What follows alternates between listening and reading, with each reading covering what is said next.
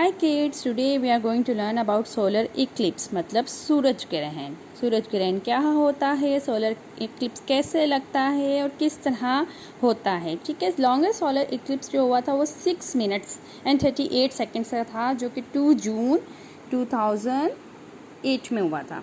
Okay, solar Eclipse होता है जब चांद जो मून होता है वो अर्थ और सन के दरमियान में आ जाए। ठीक है, तो तब एकदम से सूरज ब्लैक हो जाता है और सूरज की रोशनी ज़मीन पर नहीं आती। ठीक है, when moon comes between sun and earth, तो इसे सोलर इक्लिप्स कहते हैं। ओके, एंड सन की लाइट नहीं आती है अर्थ तक।